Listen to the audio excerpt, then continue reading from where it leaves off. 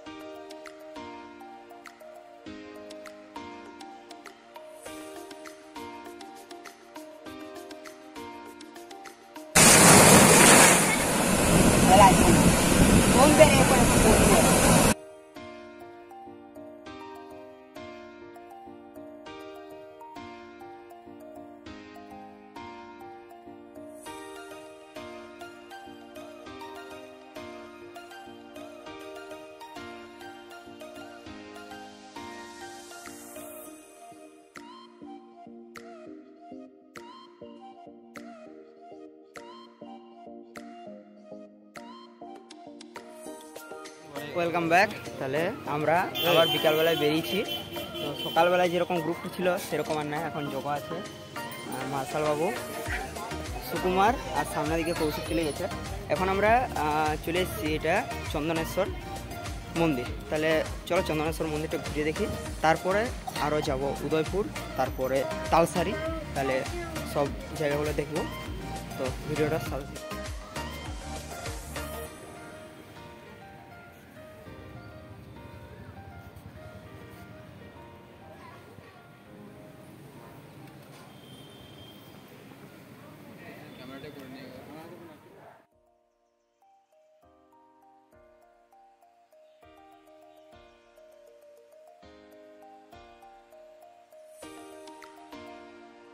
তাহলে এখন আমরা তালসারি সি বিচ চলে এসেছি, আর সূর্য অস্ত যাবো হচ্ছে। এরপর এখানটায় লাল কাঁকড়ার এই যে গর্ত দেখতে পাচ্ছি, কিন্তু লাল কাঁকড়া দেখতে পেলে দেখা হবে।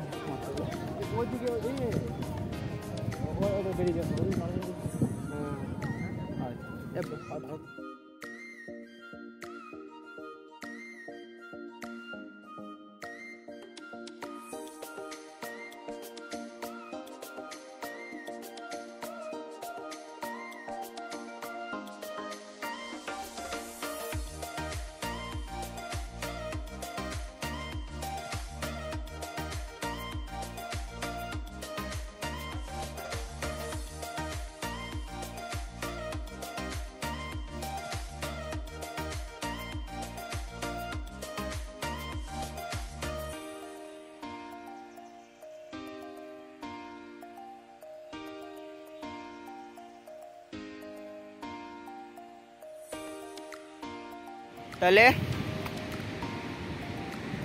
এখন আমরা চলে এসেছি উদয়পুর সি বিচে। সমুদ্র সৌন্দর্যটা একই রকম, কিন্তু ব্যাপারে অন্ধকার হয়ে গেছে, তো আর অতটা ভালো দেখাবে নেই।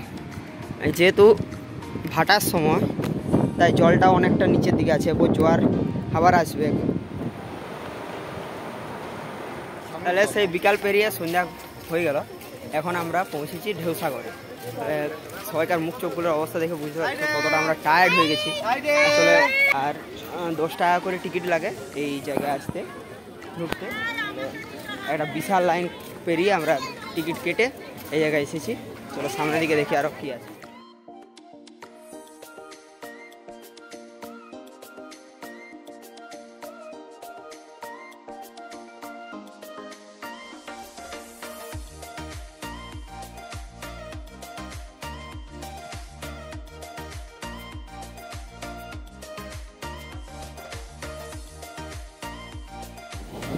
তাহলে এখন আমরা চলে এসেছি ওল্ড দীঘাতে।